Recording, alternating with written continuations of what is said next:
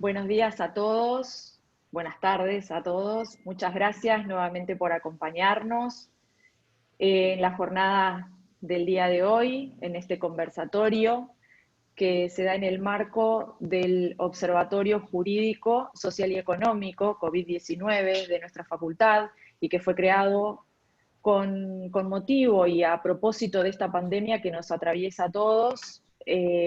Trabajamos desde los inicios con un concepto de normas en lenguaje claro, entonces ustedes podrán consultar en la página de la Facultad de Derecho un compendio normativo desde el inicio de esta cuarentena, de este aislamiento, de toda la normativa que se fue emitiendo con motivo de esto y traducida o redactada, mejor dicho, en un lenguaje entendible, apropiado, claro para el resto de la comunidad, para la comunidad toda. En este marco, hoy llevamos a cabo este conversatorio a propósito de este lenguaje claro. También querer comentarles que hemos publicado en nuestras redes sociales un material que tiene que ver también con una convocatoria realizada por esta facultad en el mes de mayo, para que estudiantes, docentes, graduados, investigadores escriban acerca de esta pandemia y que se denomina, que se llama, que lo podrán encontrar como Debates en Tiempo de Pandemia. No los entretengo más, le vamos a dar la palabra a Flavio Simani, que va a presentar a los expositores en el día de hoy. Muchísimas gracias. Buenas tardes a todos, muy amables por acompañarnos hoy por la tarde. Agradecemos la presencia de todos, de los docentes de nuestra facultad. Nos acompaña nuestra decana, la doctora María Fernández Vázquez. Hoy nos va a hablar nuestro rector, el doctor Diego Molea. Nos va a hablar también la doctora María Josefina Rey Galindo. Y finalmente va a hablar Candela Villalibre. Cada uno de ellos va a exponer, digamos, una media hora aproximadamente, y entre la palabra de una y la palabra de la otra vamos a tener alguna ronda de preguntas que sean conducentes al tema. Agradecemos nuevamente la presencia y bueno, y si les parece bien, comenzamos con las palabras de nuestro rector de la universidad, el doctor Diego Molea, consejero de la magistratura también, ¿sí? Si puede dar comienzo a todo este conversatorio. Por favor. Muchas gracias, Flavio. Buenas tardes a todos y todas.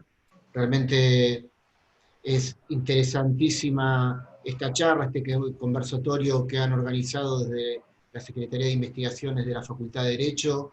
Para mí es importante abordar esta temática, más en estos tiempos donde hay un enorme debate sobre el funcionamiento del Poder Judicial, y la verdad es que nos encontramos y sabemos y somos conscientes de que la sociedad está demandando otro tipo de respuesta por parte de la Administración de Justicia.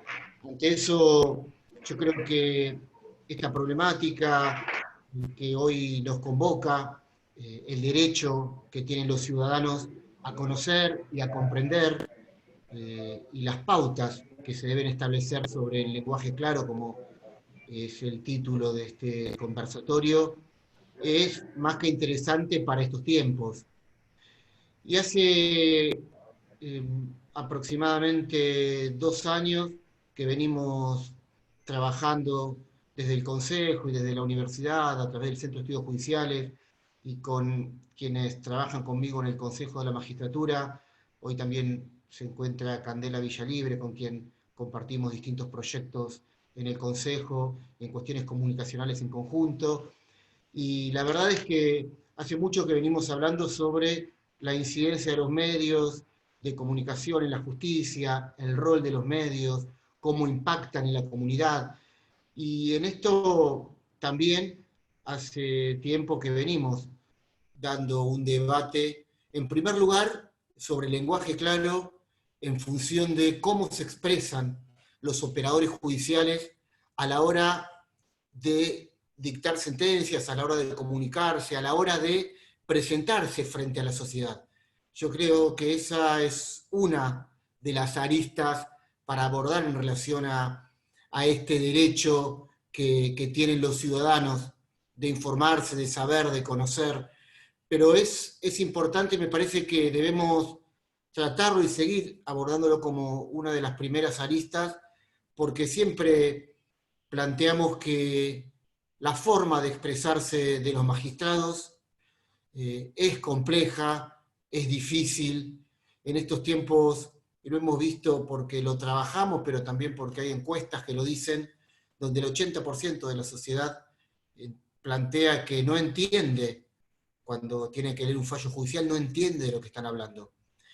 Eso se refiere, por un lado, a la costumbre, a las formas, a lo que se aprende en la práctica cotidiana, pero también en la universidad, y a no comprender que, como un servicio público que lo es, la justicia debe tener un lenguaje más claro, primero a la hora de expresar en sus sentencias, en sus fallos, en la forma de comunicarse, y también en entender que en estos tiempos ese planteo que nos han acostumbrado nuestros magistrados a plantear que el juez habla a través de sus sentencias, en estos tiempos de tanta comunicación, de tanta masividad a través de las redes, ya quedó en desuso. Hoy no es solo a través de las sentencias como debe comunicar un juez, no alcanza. También es importante entender que la no comunicación por parte de un magistrado no es una opción. Y no lo es porque hay una demanda social importante en que la comunidad necesita entender lo que lee, lo que escucha, lo que plantea el Poder Judicial. Cuando se lee una sentencia en un juicio oral, la sociedad, quienes son partes, pero la comunidad en general necesita entender. Y la verdad es que no lo entiende. Entonces, nosotros no podemos hablar de garantizar el acceso a la justicia de toda la ciudadanía si no podemos garantizar que puedan comprender de lo que se está hablando. Para eso, para ese acceso y para lograr bajar de ese pedestal, como, no sé si así lo están los magistrados, pero así es como lo siente la comunidad, así como lo siente la sociedad, que no hay una escala de iguales como actores en el funcionamiento de nuestra comunidad, y como deberíamos serlo, más allá del lugar y cargo que cada uno ocupe en la comunidad, en estos roles que ocupamos, todos no dejamos de ser ciudadanos y desde ese lugar cada uno tiene un rol en el cual aporta a la construcción de comunidad. Y en ese lugar de pares, la sociedad interpreta, visualiza, y en esto creo que no está ajena a la realidad, de que cuando un magistrado habla lo hace por encima de los demás. Y en esto también lo que notamos es que desde ese lugar es muy difícil la comprensión, es muy difícil poder entender, y que en esto no es solo lo de acatar, porque la verdad es que todos podemos plantear, y lo enseñamos en la facultad, que las resoluciones judiciales hay que acatarlas, y acá lo que hablamos es de otra cosa, de que hay que comprenderlas también, porque si uno no las comprende es muy difícil de poder acatarlas, de poder entenderlas, y poder, de alguna manera, lograr funcionar en comunidad, que es un poco lo que debe regirse en esta comunidad occidental. Y como no se entiende como se desconoce, es muy difícil lograr, como les decía, ese acceso. Entonces, en primer lugar, creo que es importante abordar la cuestión del lenguaje claro para las responsabilidades que tienen jueces, juezas, magistrados, funcionarios, funcionarias, en la forma de expresarse y en la forma de redactar sentencias, de redactar fallos, pero también de que necesitan comunicar, necesitan expresar y llegarle a la sociedad con lo que ellos, de alguna manera, han resuelto. Ahora bien, saliendo de esta primera parte, entramos a la segunda parte, ¿cómo se comunica? ¿Cómo logramos comunicarnos? ¿Cómo logramos que haya una comunicación eficiente y habitual entre la comunidad y el Poder Judicial? Y ahí empiezan a jugar el rol de quiénes son los comunicadores, los medios de comunicación. Y sobre esto también hay que hacer un paréntesis entre lo que son herramientas comunicacionales para que la sociedad pueda entender lo que un magistrado quiere decir, o sea, cuando hay periodistas, cuando hay medios que de alguna manera quieren poner micrófono, para, como lo decimos nosotros vulgarmente, ¿cómo podemos lograr que los jueces puedan explicar a la sociedad y que esa sociedad tenga herramientas confiables de comunicación para poder entender de manera simple y llana a lo que el juez o el magistrado o la magistrada quiere decir? Esto es lo primero que tenemos que lograr, y para esto creo que tenemos que hablar de condiciones normales de comunicación, con comunicadores que, sin tener que editar ni distorsionar, lo que logran es la posibilidad del vehículo ese para acceder de manera masiva a lo que resuelven. Esto creo que de alguna manera legitima las decisiones de los magistrados. La legitimación la van a lograr cuando puedan de manera masiva acceder a toda la comunidad y lograr que esa comunidad de alguna manera pueda entender lo que expresan. Pero también nosotros no podemos dejar de plantear que hay medios de comunicaciones o que hay una comunicación que no es neutra. Entonces, sobre lo no neutral, sobre lo que se editorializa, sobre lo que se distorsiona de otra manera, también hay que, primero, explicar de lo que sucede. A nosotros nos pasa muchas veces desde el Consejo de la Magistratura que cuando tenemos que comunicar temas que tratamos en el Consejo, en lo común, en lo cotidiano, en lo corriente, lo que hay son periodistas especializados. Por eso también acá la especialidad en las facultades de periodismo, de ciencias sociales, es importante para la divulgación de esto. Y les decía, hay muchísimas cuestiones que suceden donde hay periodistas especializados con los cuales tenemos un trato cotidiano en el cual ellos entienden, nosotros podemos expresar, y arrancamos desde una comunicación donde no empezamos de cero, porque es más fácil, todos hablamos medianamente en el mismo lenguaje. Ahora bien, ¿qué notamos que sucede?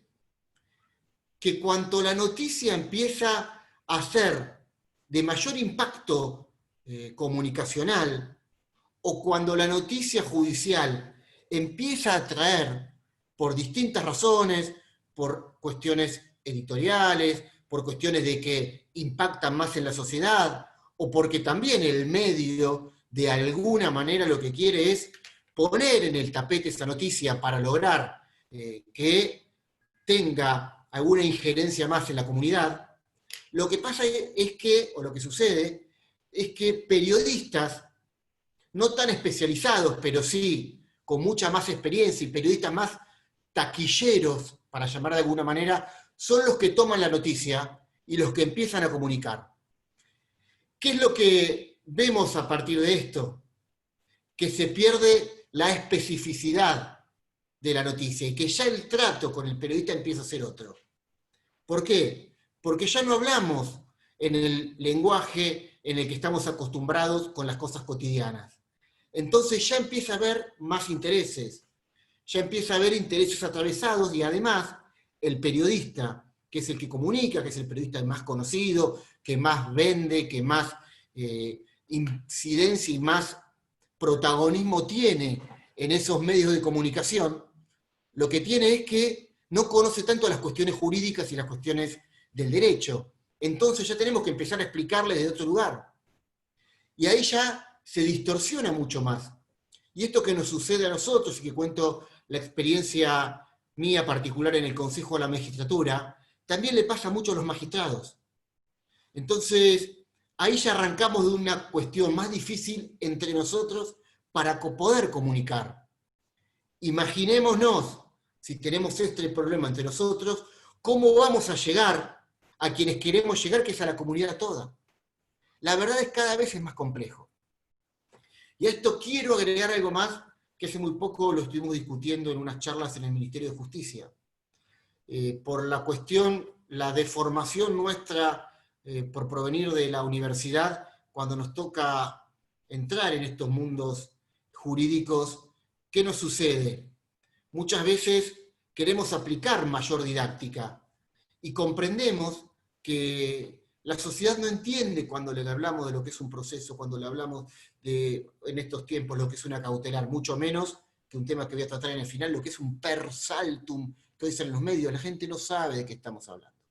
Pero la verdad es que ese desconocimiento social no es culpa de la sociedad, es culpa de que no hay un ámbito de didáctica del conocimiento que pueda llegar a la sociedad en general. Yo charlaba el otro día en el ministerio y planteaba que la verdad es que es algo que necesita conocer la sociedad, porque le interesa, porque opina, porque quiere tener una opinión formada sobre esto, y a veces no tiene las herramientas del conocimiento judicial necesarias como para poder hacer una interpretación propia de las cosas y no tener una interferencia total por lo que le venden los medios de comunicación. Y para eso hay que trabajar en una didáctica y en una formación, y yo en esto hasta lo planteaba quizás de manera jocosa, pero creo que es necesaria, desde paca a paca. Hay que empezar a hablar con los chicos y enseñarles lo que representa el Poder Judicial. Porque es uno de los 3 poderes del Estado y realmente es muy importante que nuestra comunidad entienda qué se debe, cómo es su funcionamiento, para poder comprender y opinar sobre, luego de entender ese funcionamiento, poder hacer un valor sobre si funciona bien o mal, y no tener esa distorsión que muchas veces sucede por lo que se le incorpora a través de los medios de comunicación. Yo lo padezco muchísimo, me ha pasado en muchas operaciones mediáticas, pero la verdad es que en mi caso estoy preparado, estoy curtido, y no es algo que a mí en lo personal me genere algún conflicto interno, pero sí me encuentro con que es mucho más difícil llegar a explicar algunas cuestiones cuando ya se ha logrado una condena social o cierta caracterización en la sociedad de temas que ni siquiera lo hemos podido explicar. A mí me ha pasado con algunas cuestiones que hoy están y trascienden en los medios, una, y me gustaría expresarla para contarlo, una es con respecto a los traslados de los jueces que ahora se habla. La verdad que a mí me ha tocado hacer el dictamen inicial en el Consejo de la Magistratura. Y yo he sido quien ha estudiado y analizado todos los traslados en la historia desde que se ha creado el Consejo de la Magistratura de la Nación. Y sobre eso produjo un dictamen donde me encontré con ciertas anomalías que las quise poner en evidencia para ver cómo se trataban. No tuvimos muchas posibilidades de expresar esas cuestiones, la verdad, y lo cierto es que no se ha podido, o no hemos tenido la capacidad de poder explicarle a la comunidad cómo era esto de los traslados y qué sucedía, y que lo común, lo corriente, y en estos ámbitos quizá más académicos los podemos explicar de otra manera, o los podemos entender de otra manera, y es que era común un traslado, y era usual, cuando en una misma cámara, dentro de una misma jurisdicción, y con las mismas competencias. Quizás había distintas salas, salas de 3 jueces, y en una sala, por jubilación, por renuncia, por ascenso, por lo que fuera, de otra sala de 3 jueces quedaban uno, y a veces se trasladaba un juez a otra sala para que pudieran funcionar y pudieran de esa manera tener una labor mejor, o a veces por incompatibilidades en el trato, por distintas razones.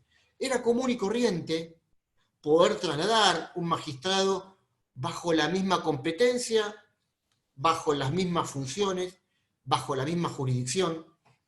Y esto era algo que ha pasado y que ha habido y que ha sucedido.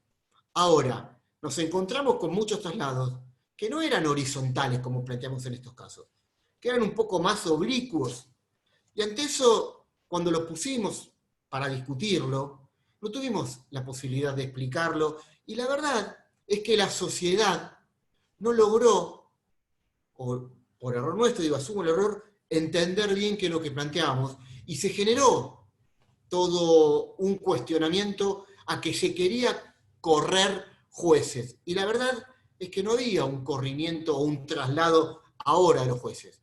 El traslado había sido anterior, el traslado había sido de otros tiempos. Y ahora lo que se venía era poner un orden a ese traslado. ¿Cómo se lo ponía? Devolviéndolo al lugar original para el que habían concursado. Entonces, cuando teníamos que arrancar a explicar el artículo 99, inciso 4, que ya lo plantea la Constitución y ya hay fallos de la Corte donde se establece que hay una sola manera y un solo procedimiento para designar jueces en nuestro país, y es a través del Consejo de la Magistratura, que eleva una terna vinculante luego de un concurso, se eleva al Ejecutivo, el Ejecutivo elige uno de esos 3, y ese uno se eleva al Senado, y es el Senado quien presta acuerdo, y luego de ese acuerdo se dicta un decreto donde se le asigna un juzgado determinado a un juez bajo tal competencia, bajo tal jurisdicción, y el juez jura para ese lugar. Ahora, todo esto no es fácil de explicar. No es fácil de explicar a la comunidad.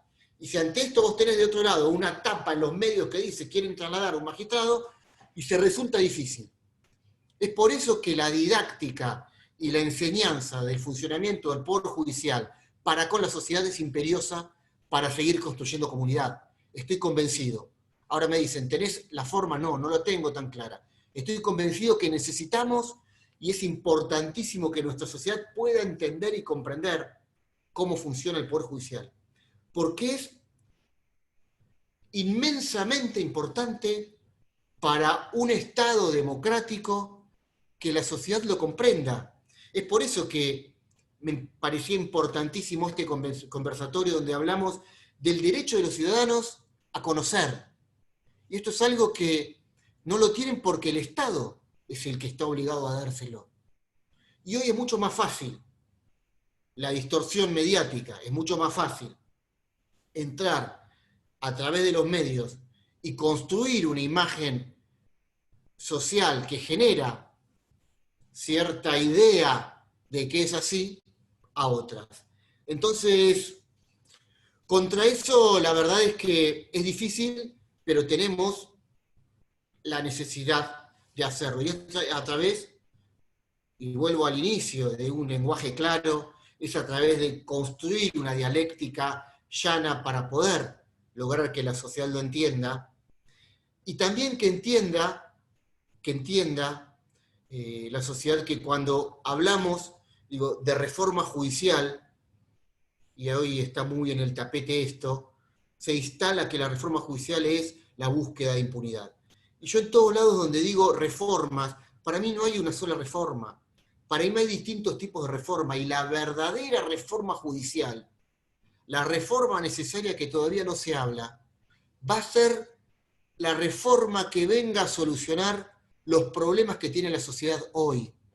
Todavía no estamos hablando de lo lento que es la justicia, no estamos hablando de los tiempos que se tarda para una demanda de alimentos, no hablamos de lo difícil y engorroso que es hoy presentar una adopción, de los tiempos que lleva un juicio laboral. Acá hay una justicia que no deja de ser más o menos importante, pero es la justicia federal, que es la que sale en los medios, que es la que trata algunos temas, pero después está la justicia del 99% de las causas judiciales, que es la justicia que regula las cuestiones cotidianas de la gente, de la sociedad. Y esa reforma judicial es la que también debemos debatir. Y en esa reforma judicial también hay que llevar una didáctica y una enseñanza a la sociedad para que tenga una posibilidad de comprender y sobre eso de saber qué puede demandar. ¿Cómo podemos lograr que en un acceso a la justicia la sociedad quiera demandar por sus derechos si no conoce claramente cuáles son sus derechos? No lo conoce. Entonces, construyamos una mayor didáctica, logremos que la sociedad en general conozca cuáles son sus derechos. Logremos generar una verdadera revolución del conocimiento judicial, que sea democrática, que haya una apertura y que tengamos distintos canales para poder lograrlo, y que no entendamos que haya dos justicias. No quiero ahora, después de preguntas, me plantean si era necesaria una justicia y una reforma, después lo discutiremos, digo, y vuelvo a lo mismo, para mí hay dos reformas, y hay una reforma mucho más imperiosa, que es esta que les decía, y que es la que no podemos generar, o no podemos discutir.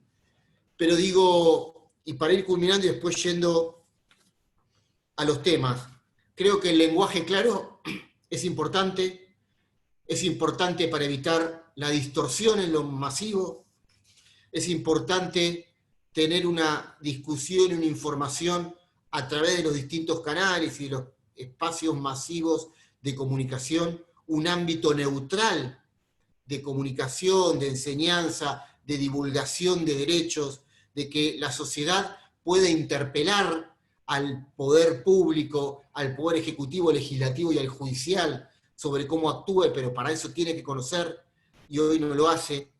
Y la verdad es que también, por último, el lenguaje claro es importante para reducir incertidumbre, porque cuando uno es parte de un proceso social, de un proceso judicial, cuando alguien, algún actor social, algún vecino nuestro, alguno de nosotros es parte, tiene una enorme incertidumbre.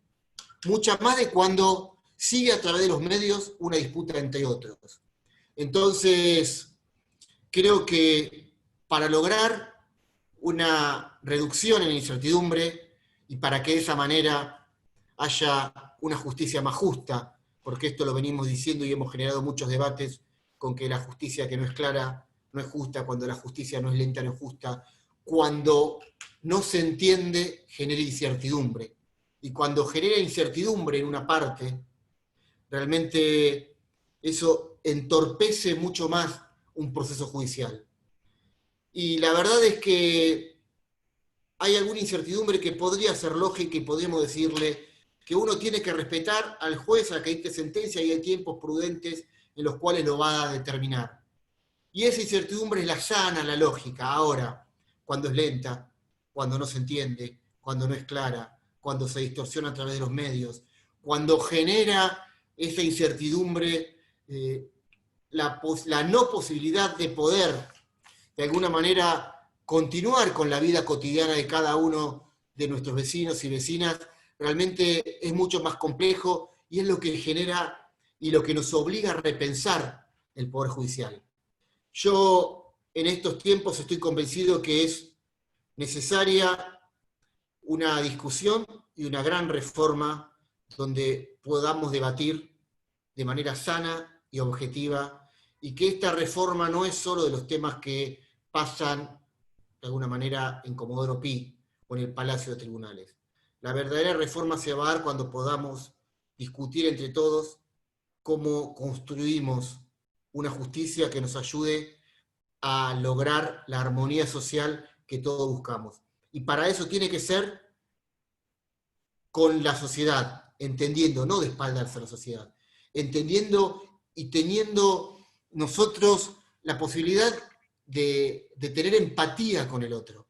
Y la empatía la tienen que tener los que mayor decisión tengan con el que menos derechos tiene, con que el más vulnerable está, con el que menos posibilidades de poder vivir en esta sociedad tenga. Entonces, la empatía va a ser una regla fundamental para que entre todos, y estos ámbitos son fundamentales para el debate, para el análisis, para la construcción de pensamiento crítico, tengamos en el verdadero debate que nuestra sociedad va a tener que darse ahora, en un año, en dos, en lo que sea necesario.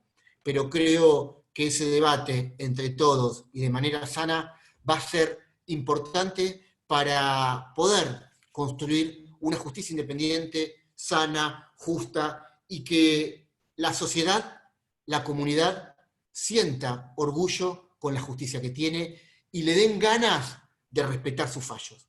Porque eso se puede lograr. No es de esta manera, en esta coyuntura, con estos tiempos donde el 95% de la comunidad no cree en que esta justicia es independiente. Pero hay que construirlo de manera sana y entre todos. Y ese tiene que ser el objetivo que todos y todas tengamos para construir a través de una justicia sana e independiente la sociedad en la que todos querramos vivir. Así que creo que con esto doy por iniciada esta charla. Gracias Flavio, gracias Mónica, un gusto Fernanda Vázquez de estar presente como siempre en mi facultad, y no quiero extenderme mucho más porque tanto Mariana como Candela son dos expertas en el tema y van a aportar mucho más que yo en este debate. Perdón si me hice muy extenso, pero estoy en un momento que veo tantas cosas que tenía algunas ganas de explayarme con cuestiones que hoy están sucediendo y están trascendiendo a través de los medios de comunicación. Muchas gracias a todos y todas. Bueno, muy amable, doctor Molea, muchas gracias. Ha sido muy claro. Me quedo con algunos términos, nos quedamos con algunos términos. El último de todos, quizás el más importante en un proceso de comunicación, que es el de la empatía. El tema del lenguaje claro y las responsabilidades, ¿sí? Durante su exposición en el chat se estuvieron dando más que preguntas, afirmaciones, ¿sí? Respecto de lo que es el lenguaje claro y las responsabilidades, se hablaba quizás de la oratoria y el lenguaje que tienen que tener los abogados y los jueces, las responsabilidades. Pero bueno, nos quedamos con sus palabras, sobre todo la última, la de empatía y el tema de un lugar de pares en la comunicación. Muy amable. Bueno, si les parece bien, no sé si hay alguna pregunta. Si no, pasamos a nuestra expositora. Va a hablar ahora, a continuación, la doctora María Josefina Rey Galindo. Es doctora en Derechos Humanos, tiene un posgrado en Ciencias Sociales, Infancia y Juventud. Es titular del Juzgado de Familia de Primera Instancia de Monteros, en la provincia de Tucumán. Y si está preparada, doctora Rey Galindo, le damos nuevamente la bienvenida y abrimos para que usted pueda explayarse en sus temas. ¿Está ahí? Sí, cómo no. Muchísimas gracias. Dígame nada más, por favor, si es que se está viendo. Se está viendo, muy bien, muy bien. Muchísimas gracias. Bueno, ante todo, agradecerle la invitación y agradecer a las autoridades académicas de la universidad por este espacio. También a cada uno de los colegas que está en la sala para poder también plantear lo que es el lenguaje claro y el derecho a entender. En el chat he visto que también hay periodistas, así que bueno que estén acá porque son los que nos pueden enseñar y mucho sobre la comunicación escrita. De hecho, no soy una experta, sino soy alguien que está incursionando en un tema que comparto con la exposición del doctor Diego, en esto de poder escribir para que otros entiendan, hacer accesible la lectura de los textos jurídicos. En lo que a nosotros respecta en el juzgado, son no tan solo sentencias, sino actas, oficios, bueno, y las cédulas, incluso cuando de niños se trata, poder tener no solamente un lenguaje claro, sino también un lenguaje adaptado para estos justiciables. Entonces, agradecer a cada una de las personas que está ahí y en especial a una amiga que me está acompañando en este momento, que se llama Marta Pascual. Así que gracias, Marta, por seguir acompañándome en estas tareas de aprendizaje. Bueno, el tema que nos convoca, o en el que decían que era una experta, pero tengo que corregir que no lo soy. Nos estamos preparando desde el juzgado en esto, ya hace 1 o 2 años atrás. Mi juzgado tiene 3 años, nada más.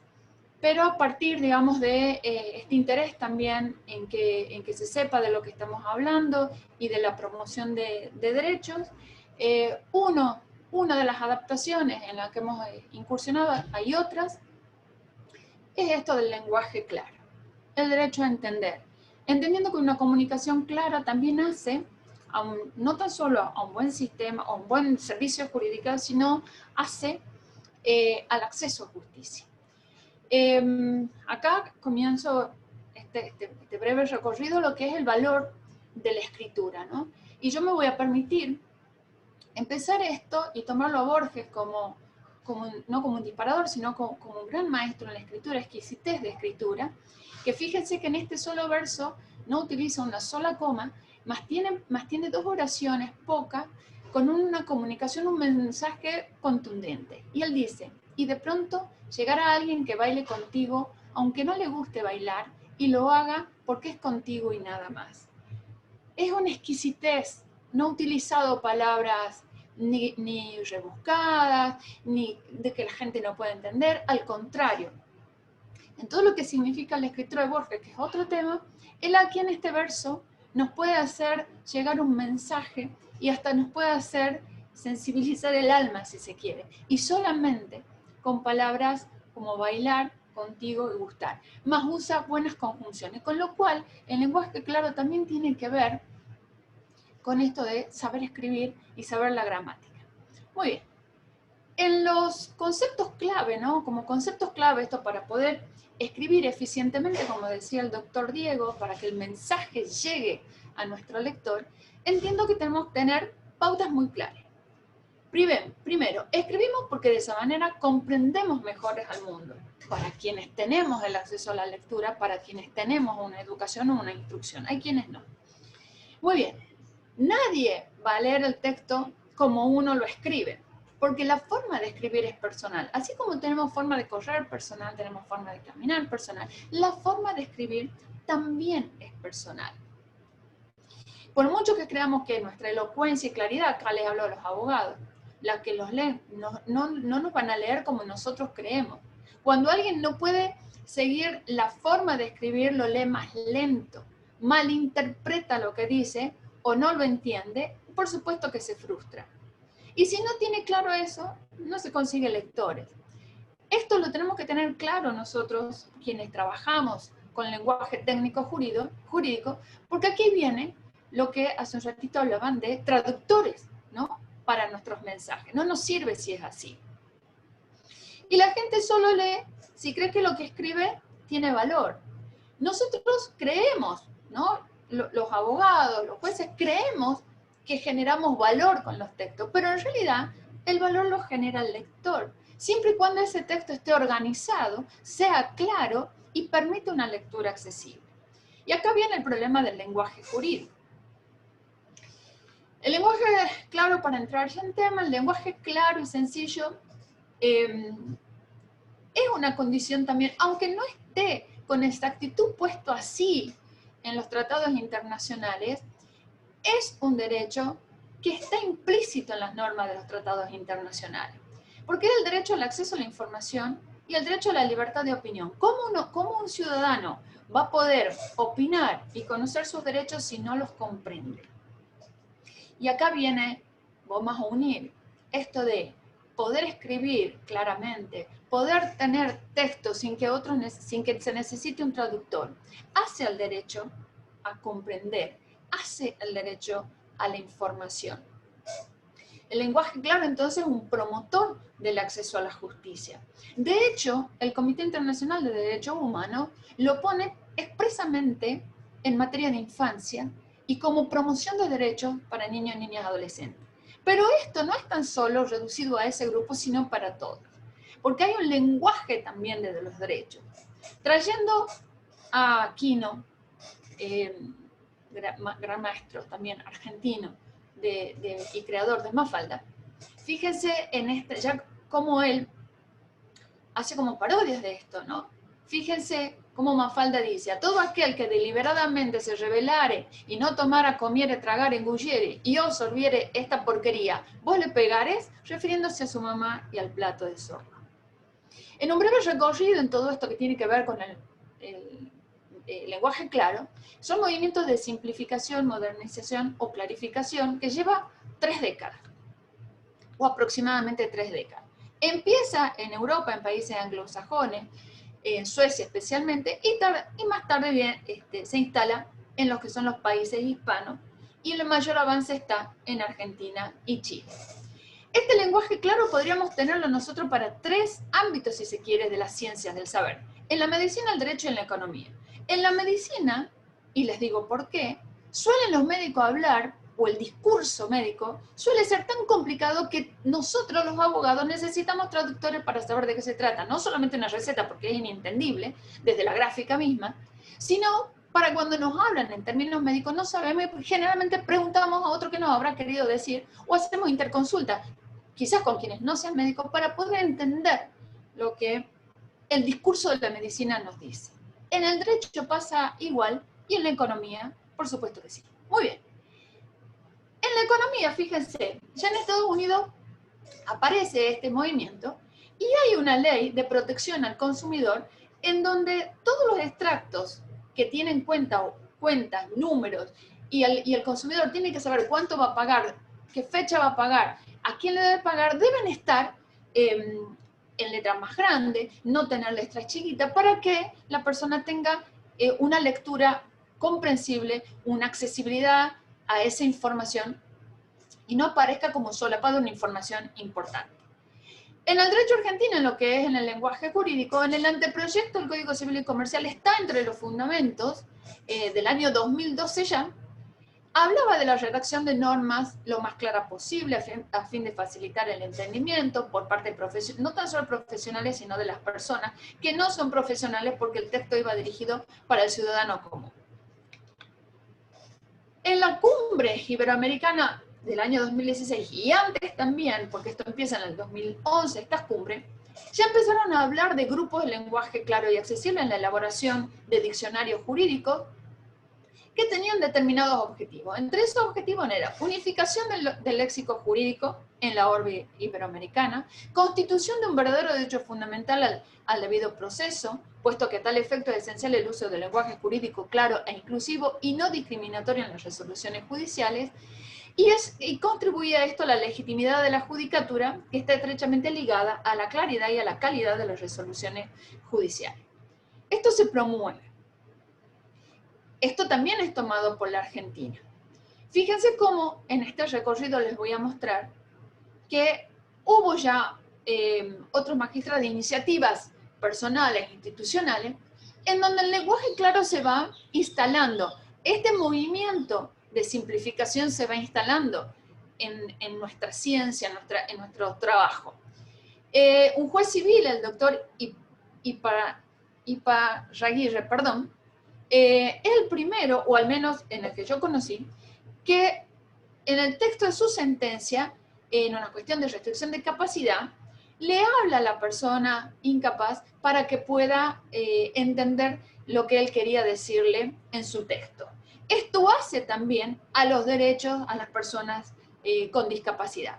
Luego hubo un proyecto de ley en el año 2014 para Nación, esto todavía no tiene estado parlamentario, en donde ya hablaba, entre sus puntos, de apartado en el cual el juez se dirija a las partes en lenguaje coloquial, simple y directo, a fin de facilitarle la comprensión del alcance de la sentencia, etc. La Argentina tiene sitios para esto, luego de estas cumbres y de estos movimientos.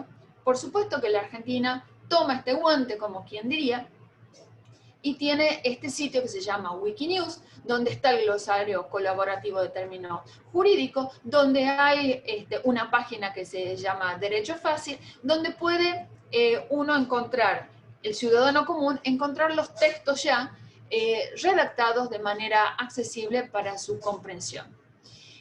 Acá les traigo en el año 2017, en lo que es en materia de infancia, el Comité Internacional de Derechos Humanos labra un documento que se llama así, hacia la garantía efectiva de niños, niñas y adolescentes, y acá ya marca la agenda pendiente en promoción de derechos y garantías hacia las personas menores de edad.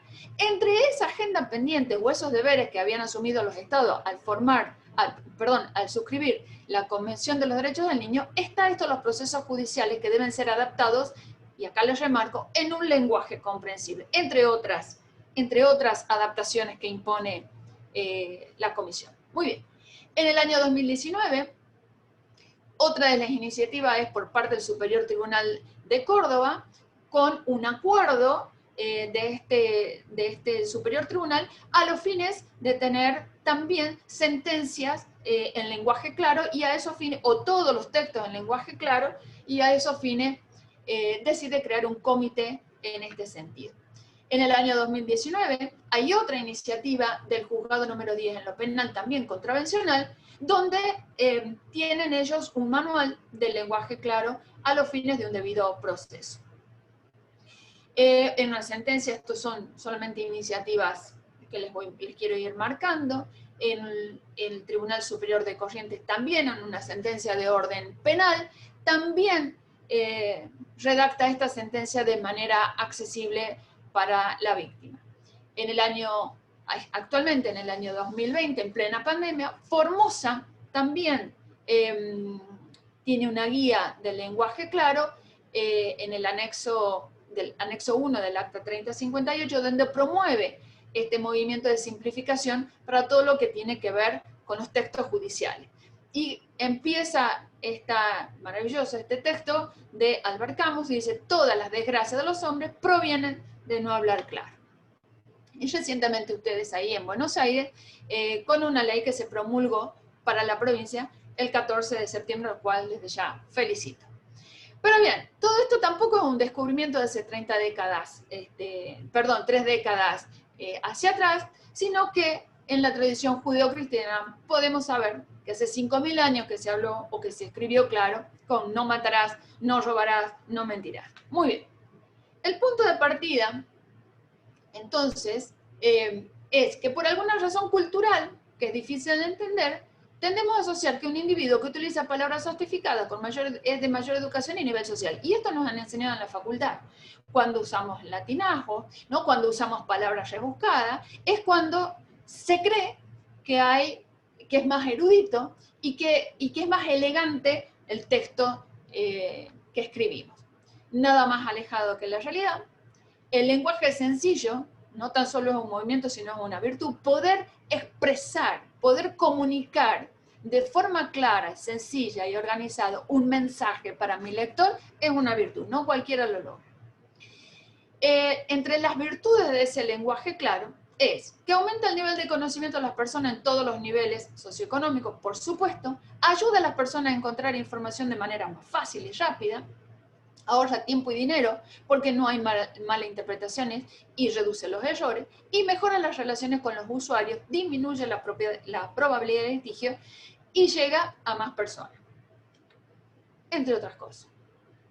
Una mirada de este lenguaje en el ámbito judicial, ¿qué podemos entender o qué se entiende por el derecho a comprender? ¿Cómo se logra un mejor acceso y comprensión a la información de estos textos jurídicos? Un ejemplo es la sentencia. Pero me atrevo a decir que no termina o no todo concluye en una sentencia. Hay otros textos que también merecen ser al menos analizados desde con estos movimientos, ¿no?, de simplificación, y empezar a intentar a que sean accesibles. Por ejemplo, un acta de audiencia. Esto encierra, como propuesta, esto encierra el derecho a comprender, el derecho a estar informado, y que a partir de ahí el ciudadano ejerza sus derechos, ¿no? Como les decía hace un ratito, no tenemos norma explícita nosotros que nos obligue a escribir leyes y documentos con claridad. Sí tenemos iniciativas, y algunos, estas que acabo de señalar, iniciativas de los tribunales superiores, de algunas provincias, algunas guías, pero no una norma general que nos obligue a hacer. En el año 2017, la Corte Suprema de Justicia de la Nación, por ejemplo, reglamenta la admisibilidad de los recursos. Acá en Tucumán también tenemos nosotros algo similar, en donde exige la mención clara y concisa de las cuestiones y, por supuesto, sin exceso de páginas. ¿Quién lee 38, 39 páginas? ¿No? Les voy a ir pasando porque esto es como que seguramente mi compañera de panel va a explicar y va a decir de qué se trata, ¿no? Cómo es o cuáles son las fórmulas para, o algunos tips para escribir de manera mucho más simple, sin palabras rebuscadas, párrafos cortos, expresarnos en primera persona, etc. Como diría Borges, ¿no? Cuando los textos jurídicos son complicados, cuando los textos jurídicos son rebuscados, cuando necesitamos traductores, ¿no? O el ciudadano necesita un traductor para saber lo que quiso decir. Es más, nosotros mismos los abogados necesitamos traductores para saber lo que quiere decir en algún párrafo, para dónde va, o cuando no hay una lógica en la sentencia. Entonces, los especialistas le llaman a esto las patologías lingüísticas, a lo que Borges enuncia como los pecados lingüísticos. Para tener en cuenta, esto ya se habló en el 2008 en la Comisión sobre Confianza, ¿no? En Suecia, donde empiezan estos movimientos, hay una comisión de confianza porque el texto claro genera confianza, lo que no se entiende no se puede cumplir y genera la desconfianza. Entonces esta comisión decía que decenas de aspectos influyen en la legibilidad y además en la terminología. No se puede modernizar el lenguaje en detrimento de la precisión jurídica y no se consigue cambio en base a proyectos aislados o iniciativas puntuales, sino que es preciso un trabajo sistemático, que es por eso por lo que estamos reunidos esta tarde. Si bien es cierto, nosotros aplaudimos las iniciativas, celebramos las iniciativas que ya tenemos, me parece que esto es un movimiento que tiene que ser mucho más amplio a nivel nacional. Como directriz central, entonces, para la redacción simple, una redacción simple hace una lectura fácil y accesible, hacia la comprensibilidad del texto jurídico, hacia la comprensión de la decisión judicial y por sobre todo, y esto retomo lo que dijo el doctor Diego, hacia la posibilidad de cumplir con esa orden judicial, porque quien no entiende no puede cumplir. Entonces, la eficiencia como medio, la eficacia como fines para tener la efectividad de una orden judicial. No es el cúmplase. Para que podamos tener un cúmplase y efectivamente tengamos éxito en eso, pues tiene que entender qué es lo que debe cumplir. Acá les traigo como propuesta de que mi juzgado está trabajando ya en una persona, esta es para una persona con capacidad restringida, ¿no? ¿Cómo se le va dirigiendo el texto a ellos? Esto es una cédula. La sentencia también tiene un apartado dedicado al lenguaje claro y dedicado a la persona con restricción de capacidad y de acuerdo a la restricción de capacidad que se tenga. Acá le digo Cristina, me llamo Mariana Rey Galindo, soy la jueza de familia, la invito a mi oficina que está en el Poder Judicial de Montero para que podamos conocerlo y charlar de sus cosas y preocupaciones. Me fueron informadas aquí en este juzgado, me gustaría escucharla, conocer su opinión, la espero tal día, puede venir acompañado a usted si desea incluso designar un abogado particular o público, ¿no? Esto es el párrafo del artículo 35 del Código Civil que nos obliga a los jueces a tener lo que antes llamábamos la audiencia in visu de la persona a quien se restringía la capacidad. Bueno, esta es una propuesta que surge para poder llamarla y para que ellos tengan posibilidad de venir a nuestro juzgado y saber que hay un juez que está esperando conocerla. Lo mismo para las personas menores de edad. Aquí se le dirige esta comunicación a Ulises, a un niño en conflicto con la ley penal por un lado, pero además nosotros lo teníamos en medidas excepcionales. Él estaba alojado en un instituto de menores. Y ahí le digo, hola Ulises, mi nombre también, soy Mariana, me presento por el nombre y luego por la función. Soy la jueza de familia, estoy en tal lugar, quiero invitarte a que tengas una charla, una entrevista. La razón es que tu abuela Tomasa, tu tía María nos informaron que existen algunas cuestiones tuyas que son muy urgentes de resolver. Me gustaría hablar con vos, escucharte, etcétera, etcétera. También la posibilidad de venir con abogado. La idea es que en este texto, que este mensaje sea una invitación, sepa por qué lo estoy convocando, cuál es la cuestión que tengo que resolver y quién lo está invitando, ¿no? Y sacar estas otras prácticas, venga la persona, bajo apercibimiento. Dos cosas tengo que señalar ahí. Ningún niño tiene la obligación, es un derecho el participar y no una obligación, si es una obligación del Estado garantizar esa participación. Y por otro lado, no tiene las consecuencias jurídicas que para un adulto tendría. Podría haber sido más fácil la otra fórmula, pero lo que se intenta, al menos en estos espacios, es corrernos de esas posiciones de comodidad. Acá tenemos otro también, la comunicación, un niño que había decidido tener abogado, nosotros diligenciamos todo esto ante el colegio de abogados y el colegio propone 2 profesionales. Acá le estamos comunicando a él. Comuníquese a Santino, esta es la fórmula, comuníquese a Santino usando lenguaje adaptado y cédula de notificación en formato especial de acuerdo al siguiente texto. Hola Santino, espero que te encuentres bien. Soy Mariana, la jueza de familia. Vuelvo a comunicarme con vos para contarte que el Colegio de Abogados nos informó que hay 2 abogadas dispuestas a asesorarte legalmente. Y les damos la información. El niño también necesita tener no solamente un lenguaje claro, sino un lenguaje adaptado y sencillo a su edad. En las audiencias, como le decía, en los textos de las audiencias con niños, también vamos o tratamos de modificar nuestras prácticas porque las dejamos escritas, y acá solamente les resalto con color cómo vamos o cómo proponemos que vayan adecuándose estos textos, ¿no? Primero, le preguntamos si quería tener esta charla a este niño de 7 años. Él dijo que sí. Una vez que nos dice que sí, entonces empezamos a hablar con él. Les remarco nada más lo que va en colorado. Después conversamos sobre este tema, expediente, que Mariana tiene en el escritorio para tomar decisiones y que tiene que ver con él. Y nos dice que sí está bien, que él no ve problemas, ¿no? En fin, vamos modificando la forma de redactar también las audiencias, en este caso con niños, pero también ahora vemos grandes y chicos, digamos, porque ellos sí necesitan saber o cómo le devolvemos nosotros en palabras lo que ellos han tenido oportunidad de conversar con nosotros. Muy bien. Acá, luego de terminada, por ejemplo, una audiencia, también les presento en lenguaje simple, cambiamos las fórmulas, ¿no? Esto de, y oído lo expuesto, el magistrado decide. Eso es una fórmula.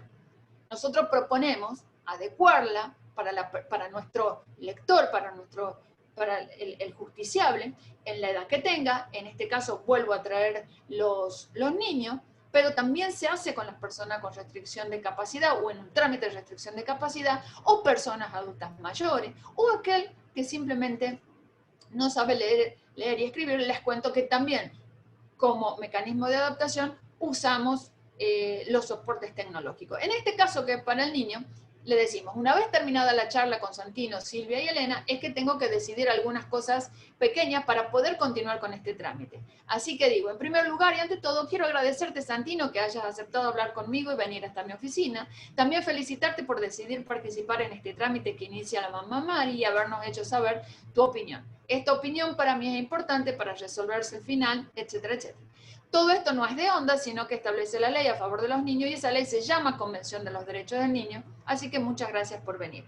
La idea es que en estos textos también esté reflejado de forma sencilla y adaptada en un lenguaje a un niño, pero que sí esté contenido en el artículo 12 de la Convención, el artículo 3 de la Convención, en donde el juez tiene que tener el interés superior del niño, garantizar el espacio de escucha y, por supuesto, la participación de él en la medida que quiera hacerlo, solo con abogado o con representantes.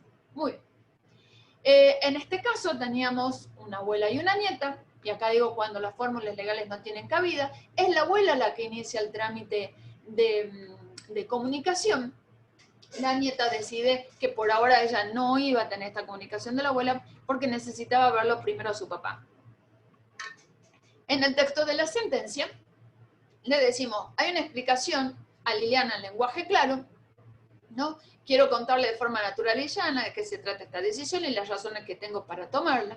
En primer lugar, quiero contarle que sin perjuicio que usted haya iniciado este trámite y que tenga derecho a tener vinculación más frecuente con su nieta Wanda, ella también tiene derecho a expresar su propia opinión, aún con la edad que tiene. Y hay todo un despliegue en párrafos cortos, en primera persona, ¿no? Y tratando también de hacer un buen uso de la sintaxis, la gramática, y en esto sí mi juzgado recibe el apoyo, por supuesto, en la instrucción de comunicadores, periodistas y hasta profesores en gramática.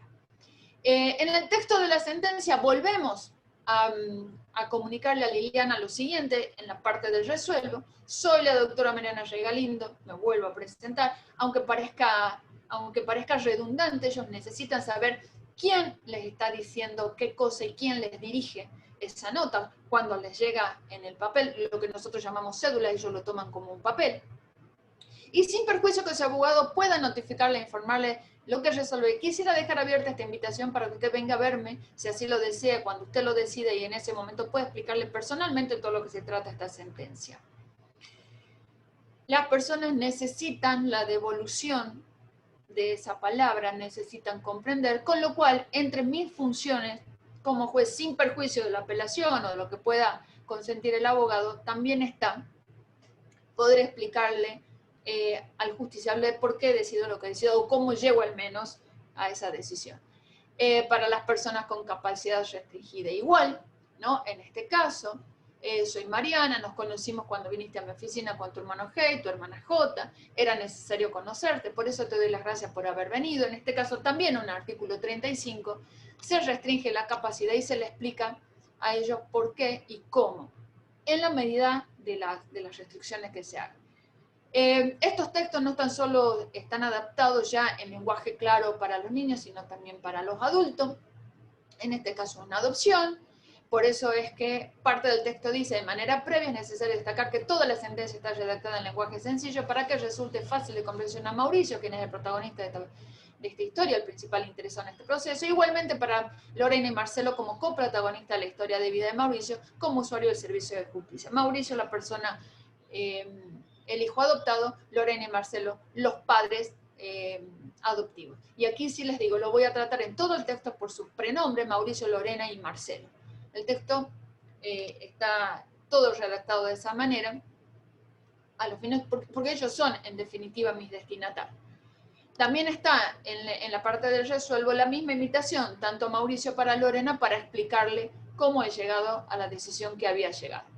Entre los formatos sugeridos por la gente que hace comunicación, que sigue ya, y una propuesta de mi juzgado es, por ejemplo, acá les voy diciendo en las cuestiones de homologación, que no se incluyen los textos, no se incluyen los artículos, ¿no? O los textos de los artículos. Los textos de la ley no están en el cuerpo de la escritura de la sentencia, sino que van al pie para hacer una lectura mucho más simple, limpia, digamos, del mensaje que quiero destacar. Todo lo que es la cita de normas y demás va al pie. Esos son consejos recibidos por la gente que nos está asesorando.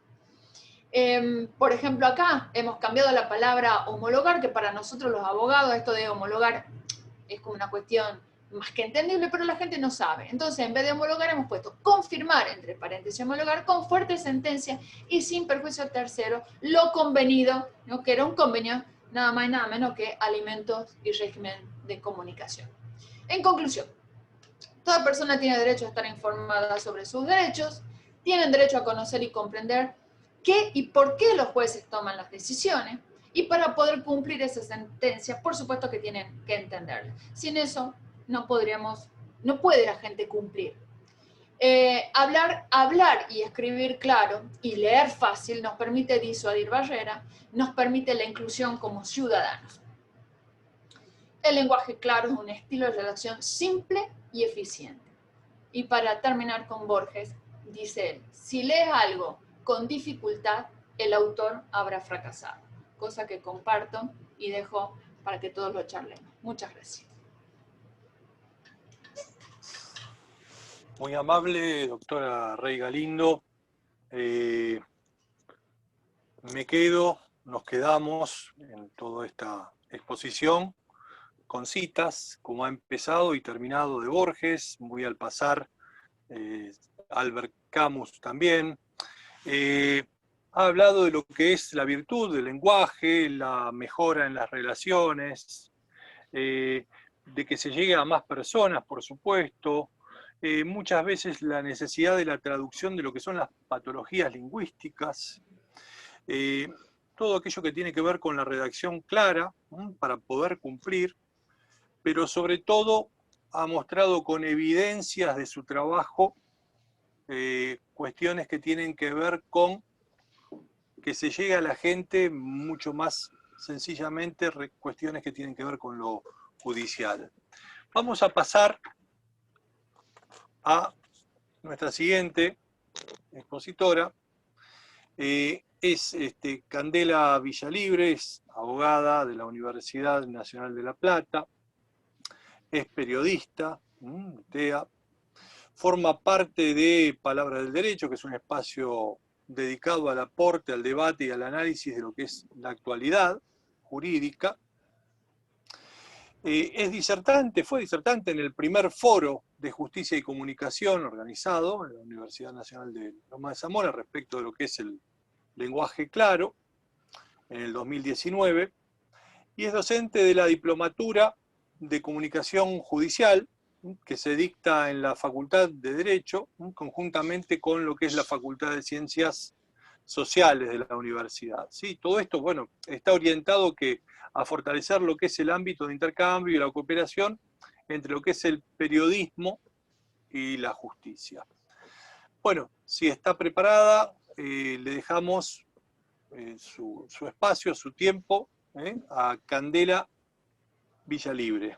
¿Está por ahí? ¿Puede ser? Bueno, sí, estoy acá. ¿Se me escucha bien? Muy bien, ¿Ahí? se escucha muy bien. Sí, Se escucha muy bien. qué bueno, porque hoy estaba un poco complicada.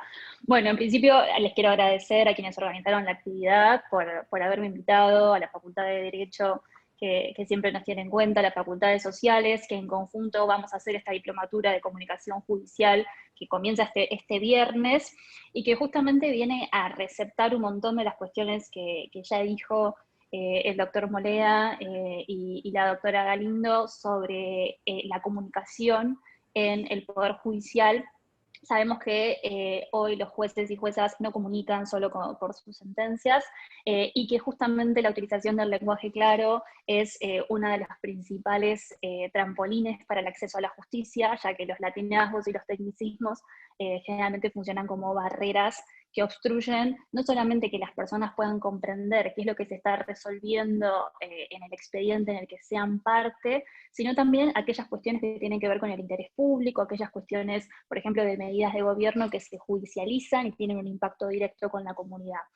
En este sentido, yo formo parte de Palabras del Derecho, que es un espacio especializado en información judicial, y el doctor Molea hablaba de esto de construir una comunidad jurídica. Bueno, nosotros decimos que somos una comunidad jurídica de redes sociales porque interactúan con nosotros personas del ámbito académico y del ámbito del derecho de distintas partes del país, y nuestro lema es que solamente publicamos todo lo que tengamos el fallo, el escrito del amparo, para promover el acceso a la información pública.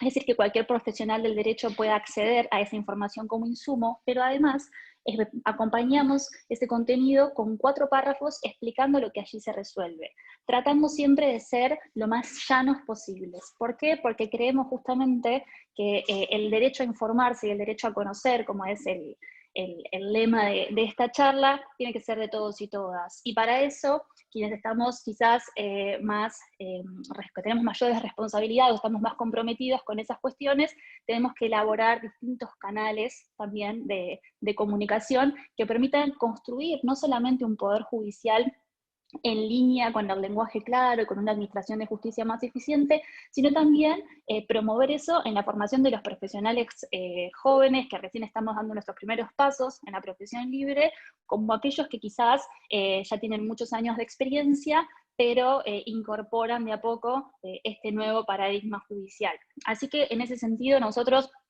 no solamente tratamos de comunicar las cuestiones jurídicas que tienen que ver con los últimos pronunciamientos judiciales en todas las materias, sino también que hacemos, por ejemplo, videos explicando los fallos más importantes de la Corte Suprema de Justicia en 1 minuto, buscando llegar quizás a los públicos más estudiantiles o más jóvenes, que sabemos que quizás no van a leer 500 hojas de un fallo, pero que de esa manera también podemos promover la difusión del conocimiento.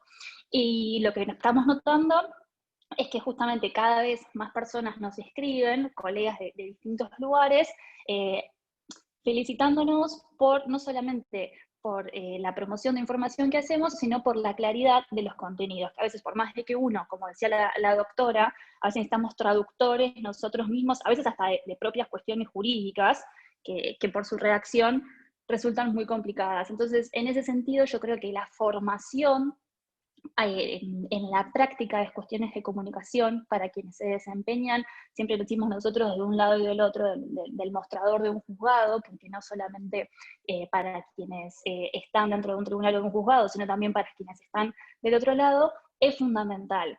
Por lo tanto, bueno, obviamente ya se cerró la inscripción para la diplomatura en comunicación judicial, los invito para cuando se vuelva a hacer, porque los intercambios que surgen de ahí son muy enriquecedores, porque ya sea para comunicadores como para abogados.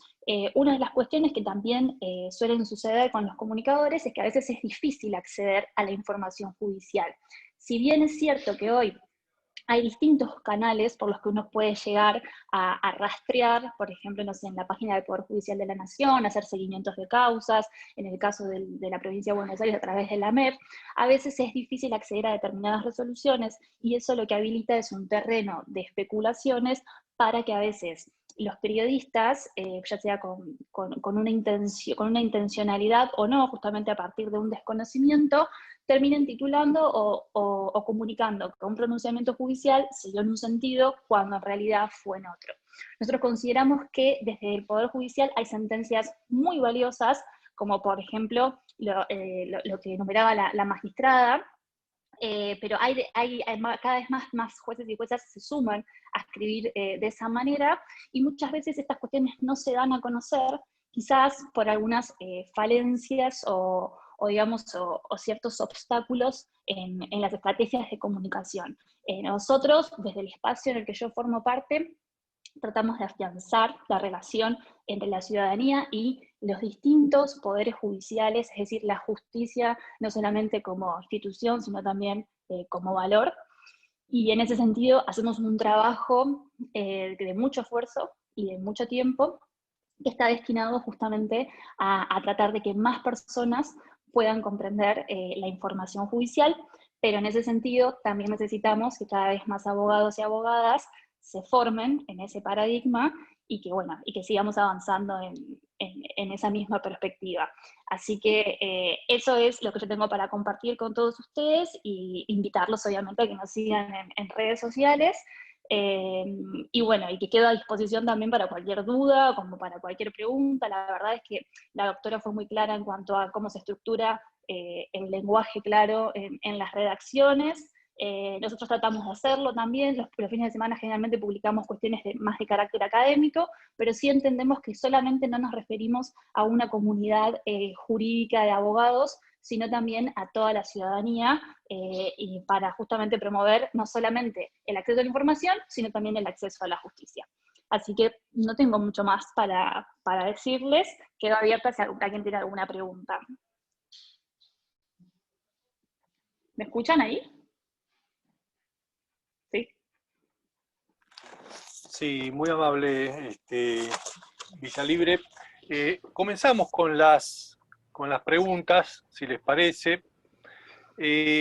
Sobre todo, a ver si le podemos incomodar un momentito a la doctora Rey Galindo, si nos puede comentar respecto de cómo se hace para acceder, para que un vecino acceda a entender un poco más lo que es un lenguaje técnico y a llevárselo un poquito más hacia lo que es su lenguaje cotidiano, su razón de cada día, digamos. ¿Puede ser? Sí, claro. Sí. ¿Cómo hacerlo es la pregunta? ¿Cómo hacer? Claro, ¿cómo se hace para llegar un vecino, un común, alguien que está entre nosotros, cómo hace, ¿no? Realmente para acceder un poco a lo que es un lenguaje que muchas veces es técnico, es claro que es técnico, pero no llega claramente como usted lo ha evidenciado, por supuesto. Correcto. Bueno, a ver, nosotros en el juzgado tenemos la posibilidad, por cuenta nuestra, por supuesto, de capacitarnos junto con comunicadores, con periodistas, también especializados en derecho, en materia judicial, con educadores en gramática, o que ustedes no crean, porque ahí hemos descubierto, al menos yo, que no había aprendido nunca cómo se usaba la coma antes de la i, todas unas reglas gramaticales. Entonces, primero es saber escribir, saber usar los puntos los signos de puntuación, expresar una idea en un párrafo. Esto es un ejercicio, ¿no? Esto no es de la noche a la mañana, no. Estamos ejercitándonos, nosotros vamos elaborando textos, hacemos la propuesta, por supuesto. Esto ha sido una iniciativa del juzgado nuestro en principio de una sentencia, muy solapado, íbamos escribiendo así un párrafo, pero no más, porque incluso nos parecía un par de años atrás como que esto no podría categorizar o calificarse como jurídico. En fin, de hecho también se nos ha dicho que ridiculizábamos el derecho de la forma que escribíamos. De todas maneras, seguimos adelante con esto y ¿qué nos han enseñado? Es una idea en un párrafos cortos, usar siempre la voz en la primera persona y el presente, en tiempo presente, los signos de puntuación, no usar fórmulas jurídicas. Y esto no es en detrimento del lenguaje técnico, sino al lenguaje técnico poder adaptarlo. Por ejemplo, esto de homologar. ¿Qué significa homologar? Entonces, buscarle el significado o el sinónimo en una palabra mucho más llana. Todo esto acompañado siempre por expertos en comunicación. Insisto, mi formación es en derecho, ¿no? Hemos tenido que reeducarnos en la escritura, en la comunicación escrita, y poder recibir todas estas enseñanzas y reaprender, porque también teníamos vicios en estas escrituras, y reaprender. Por ejemplo, nos ha costado muchísimo el estése a lo dispuesto en fecha tal, cúmplase con lo ordenado en la foja tal. La persona no sabe ni qué dice la foja, y mucho menos ahora que tenemos expediente digital, imagínense, ni qué dice aquello, ni el estése, ni el cúmplase, cuando no entendió, ni allá, ni en aquella foja, ni en esta. Foja, sacar la palabra foja. Son hojas, son páginas. Bueno, todo esto que para nosotros los abogados es algo muy común, y la gente no, todo esto ha sido un ejercicio de cambio. La palabra homologar, sacarla por confirmar. Todo lo que es textos, citas de leyes, también limpiarlo a los textos y ponerles las citas al pie. Si el lector quiere y está interesado en conocer qué dice ese artículo, lo leerá, se irá al pie. Si el lector quiere saber qué dijo, por citarles, no sé, a algunos de nosotros, citar un autor, si el lector quiere, lo tendrá al pie. Pero la lectura tiene que ser un recorrido. Tenemos que llevarlo, nos explicaba a nosotros los que nos enseñan. El mismo texto tiene que tener señales en el que quien escribe le haga el recorrido al lector hasta llegar hasta el final. Son como las señales de tránsito. Si uno no sabe cuáles son las señales de tránsito quien conduce, pues nunca llegará y probablemente ocasionemos algún accidente. Bueno, lo mismo pasa en la redacción. Entonces, hemos necesitado de estos otros aprendizajes y, por supuesto, de ir escribiendo, modificarlo a los textos y generar mejores producciones en la medida que vamos aprendiendo. Eso es lo que puedo aportarle. Muy amable, muy Espero amable. Espero haberle respondido a quien preguntó, que no sé. Sí, está muy bien. Creo que está también incluso vinculada con una cuestión, con una pregunta que habían hecho respecto de una suerte de revolución educativa dentro de lo que es el Poder Judicial. Bueno, evidentemente está relacionado con esto.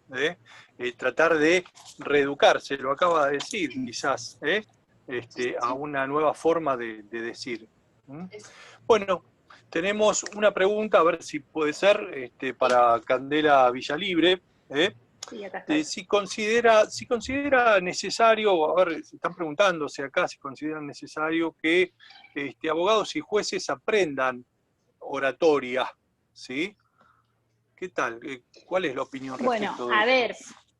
ver, en principio yo creo que todas las formaciones académicas de las distintas casas de estudio tienen que ir incorporando herramientas de comunicación para los abogados y abogadas, que justamente creo que también van a contribuir al ejercicio diario de la profesión en cuanto a la relación con el cliente, es decir, que el cliente entienda qué es lo que está firmando, qué es lo que se va a hacer, por más que tengamos obligación de medios y no de resultados, explicar cuáles son sus derechos, y en ese sentido creo que uno lo va aprendiendo durante la práctica, en el hacer, pero que no contamos generalmente en las mayorías de las casas de estudios con una formación que incorpore este tipo de herramientas. Así que tanto cuestiones que tengan que ver como con la oratoria, como con la redacción, implementando justamente las herramientas del lenguaje claro, creo que serían algo fundamental para sumar, que incluso después terminan siendo recursos que los profesionales buscan por fuera como para agregarlos a su formación. Entonces, en principio creo que contribuiría y mucho. Bien, bien. Bueno, tengo alguna más de las que nos han enviado para cualquiera de las dos expositoras que quieran, y que tiene que ver con un poco esta realidad que nos está atravesando, que comenzó, por supuesto, mucho más con anterioridad a todo este tema de la pandemia, pero que tiene que ver con lo que son las presentaciones digitales. Quizás puede extenderse todo lo que tiene que ver el lenguaje claro con cuestiones de presentaciones digitales. Cualquiera de las dos me lo puede decir. Sí, a ver, creo que no hay incompatibilidad, no es excluyente.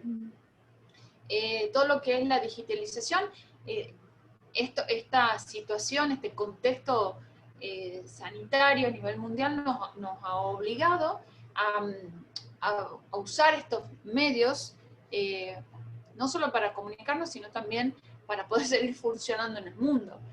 Entre eso está las cuestiones del Poder Judicial, y cada uno a nivel provincial y a nivel nacional ha ido adaptándose. En lo que respecta acá en Tucumán, tenemos desde finales de mayo, la implementación del sistema digital. Antes no, antes cada juez trabajaba con los medios de tecnología que disponíamos, WhatsApp, bueno, Zoom les diría que no, en las audiencias no, porque no todas las personas saben usar un Zoom, sí el WhatsApp, sí el mail, sí los teléfonos. Es más, hay lugares en donde no hay señales para teléfono celular, al menos en la jurisdicción donde yo estoy, en los valles Calchaquí, tengo zonas donde no hay antenas, con lo cual también esto del acceso a la justicia y toda esta declaración de derechos se veía solamente en un reconocimiento meramente simbólico, porque no estábamos preparados, esa gente no estaba preparada para tener acceso, con lo cual teníamos cartas con manuscrito, pasado de un teléfono o un mail en una foto.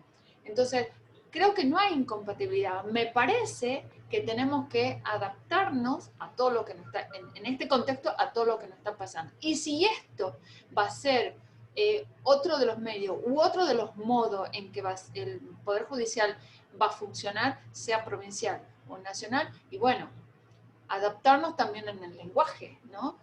En lo que es la tecnología. No lo creo de ninguna manera excluyente. Deberíamos ver cómo compatibilizamos quizás una cosa con la otra, pero de ninguna manera excluyente, sí poder mejorar. Muy amable. Incluso en algunas zonas, perdón, solamente, incluso en algunas zonas, pensar que no tienen Wi-Fi, que no tienen celular, no hay antena de celular. Entonces, hay gente que sí tiene garantizado el acceso a la justicia y hay otros que están totalmente olvidados. Claro, están excluidos, sí, sí, es muy claro, muy claro. Bueno, a ver, una pregunta más, quizás, a ver, me parece mejor, es más óptimo preguntarle al doctor Molea, si nos puede comentar respecto de, a ver, teniendo en cuenta un poquito lo que es su trayectoria como rector o su experiencia dentro del Consejo, si es necesario que haya un periodismo especializado en lo que es la comunicación judicial más que nada. ¿Puede ser que nos pueda hablar un momentito?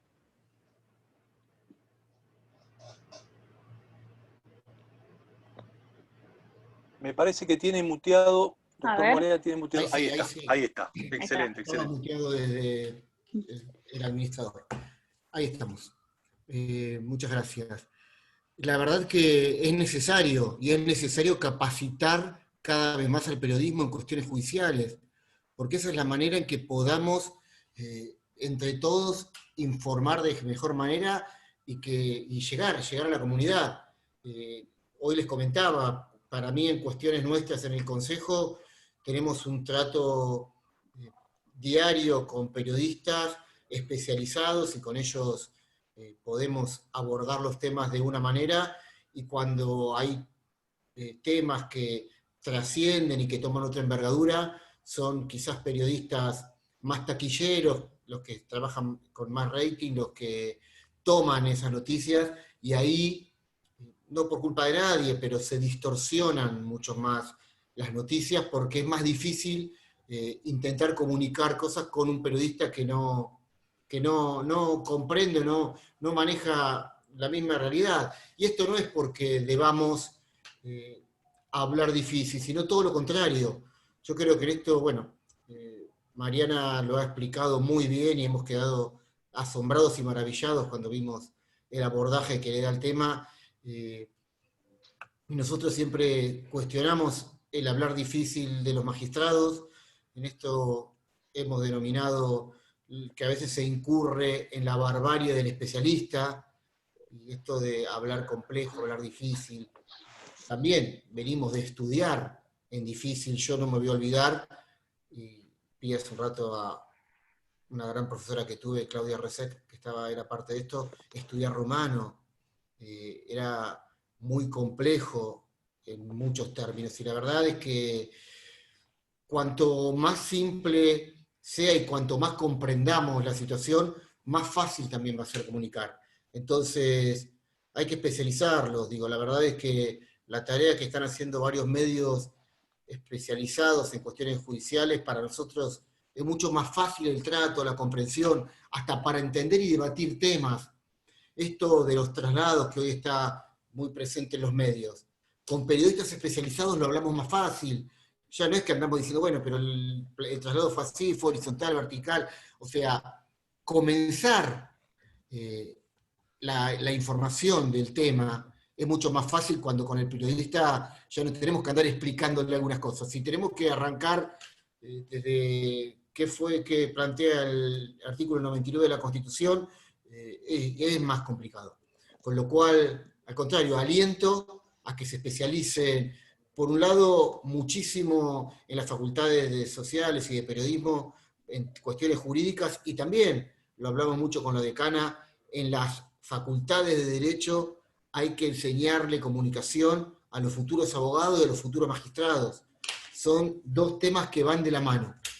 Sueño con que haya materias comunes entre las dos carreras. Eso va a ayudar y mucho a este proyecto que tenemos. Bueno, muy amable. A ver, una más, si les parece. Quizás quien nos pueda responder sería Candela Villalibre. Respecto de lo que es el lenguaje, todo lo que tiene que ver con lo que es el lenguaje claro, sirve el tema de lo que son los sinónimos, sumar sinónimos, puede ser Sí. todo aquello que tiene que ver con, por supuesto también Sí. atravesado con lo que son los términos legales, por supuesto. Sí, a ver, eso nosotros lo utilizamos mucho también. Cuando digo nosotros, hablo de todo el equipo, digamos, en el que estoy en Palabras del Derecho y también en Tiempo Judicial, y es otro espacio informativo en el que escribo. A veces hay sentencias o determinadas resoluciones judiciales que realmente son muy técnicas y que justamente se terminan pronunciando sobre aspectos que son muy técnicos. Nosotros lo que priorizamos frente a esos casos es que tanto en el título como en la bajada utilicemos los términos más sencillos posibles o sinónimos, como decía la doctora, no utilizar homologar, sino utilizar confirmar, no utilizar las palabras fojas, bueno, o determinados pronunciamientos mucho más técnicos, y quizás poner fallo a favor de tal grupo de personas. Y en la bajada la justicia se pronunció en beneficio de, y quizás adentro, sí, desarrollarlo con mayor profundidad, pero priorizamos que en el caso de la comunicación en redes sociales, bueno, hay personas que se van a quedar solamente con ese título y con esa bajada, y quizás no entren a la nota, pero sí queremos que lo que se lleven de información en eso sea fiel a lo técnico, es decir, que no sea tergiversado y sea fiel a lo que se resolvió, pero quizás no hace falta que tenga la profundidad técnica específica propia del vocabulario jurídico, y para eso obviamente acudimos a los sinónimos. O sea, entonces, a ver, sirve siempre agregar sinónimos como para poder, digamos, diluir un poco todo lo que tiene que ver con tecnicismos, ¿sí? Cuestiones muy, muy cerradas, muy férreas y muy propias por ahí de un ámbito, y que sí. se haga un poco más alcanzable. Bueno, esto también un poco lo decía la doctora, respecto de lo que llega a más personas, digamos, a Sí. eso. Bien, bien. Sí. Bueno, una pregunta más, a ver, vinculada quizás a una anterior, con lo que tiene que ver con lo que estuvimos hablando con el rector. ¿Entiende una mejor comunicación para, a ver, mejorar lo que es, a ver, la imagen de la justicia? ¿Puede ser que un lenguaje claro mejore un poco lo que es la justicia? Veo que hoy en día está un poco complicado el panorama de cómo se ve la justicia. Quizás desde un lenguaje claro, ¿usted entiende que se puede mejorar la imagen? ¿Contribuye?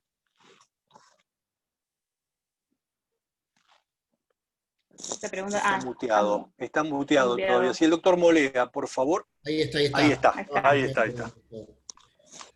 Bien, la verdad es que no considero que haya solo un tema para resolver los grandes problemas por los que atraviesa hoy la justicia. Lo cierto es que lo más importante es admitir y hacer un diagnóstico en que la justicia tiene y sufre grandes problemas. Esto creo que es importante, el diagnóstico. Y después nosotros hablamos de los desafíos, y en desafíos tenemos muchos. Y comenzando desde la formación, desde la enseñanza del derecho, desde el lenguaje que se expresen, por supuesto, desde la selección. Hay que trabajar mucho en el perfil del magistrado. Es importante definir un perfil, en respetar la independencia del Poder Judicial, la no intromisión. Y en esto de respetar la independencia a veces es un ida y vuelta, porque creo que hay nexos comunicantes de ambos lados que no debería haber, y para eso hay que construir una justicia mejor. Por supuesto que el lenguaje claro y que este conversatorio de hoy es importante, que ayuda. La tarea que nos comentaba Mariana que está haciendo realmente es importantísima, la vemos, nos llena de orgullo cuando leemos cómo se intenta comunicarse y se expresa con un niño. Entendemos que es por ahí, que hay un camino y que hay magistrados que buscan de mejorar. Y son muchos magistrados que trabajan para esto y que realmente están en el anonimato. Porque pasa lo que les decía hoy. La verdad es que la imagen social de la justicia se ve influida mucho por lo que sale en los medios nacionales. Y en los medios nacionales salen temas que interesan, no sé si solo la comunidad, y no quiero decir que no sean importantes, pero son lo que le interesan a los grupos de poder. Y en esto debemos ser disruptivos también. Debemos plantear las cosas como son. Y debemos asumir que es necesaria una reforma judicial seria. Hoy les hablaba de que cuando discutamos tiene que ser con empatía y donde todos los actores sociales deban participar. Entonces, creo que el lenguaje es importante, ayuda en la comunicación. La comunicación va a ayudar a mejorar la imagen social que hay sobre la justicia, pero para hablar de mejora judicial es mucho más lo que tenemos que hacer. Hay caminos, hay indicios, hay cosas que nos llenan de orgullo, como les decía, pero el trabajo es arduo y la verdad es que venimos de muchos años de debacle, por lo cual vamos a tener que trabajar mucho para lograr la justicia que todos consideramos que nuestra patria debe tener. Bueno, muy amable a usted, doctor Morea, muy amable a las dos expositoras que nos han acompañado esta tarde. Agradezco a todos, a los presentes, las autoridades, nuevamente a nuestra decana y a los titulares, docentes que nos han acompañado. Quisiera pasar nuevamente la posta a la doctora Mónica Del Bene y agradecerles por habernos acompañado. ¿Estás por ahí, Mónica? Mónica Del Bene. Sí, gracias, Flavio. Muchas gracias a todos por la participación, muchas gracias a los expositores, gracias al doctor Molea, a la doctora Mariana, Candela, muchas gracias María Fernanda que nos acompañó también durante toda la charla, gracias a los graduados, a los docentes, a los estudiantes, a los magistrados que nos acompañaron, al presidente de la Unión que lo veo por acá, muchas gracias al equipo del observatorio, al equipo de la Secretaría de Investigación, que también estuvo presente. Muchas gracias a todos y bueno, los invito a seguir participando de las próximas actividades que vamos a desarrollar en este marco. Muchas gracias a todos.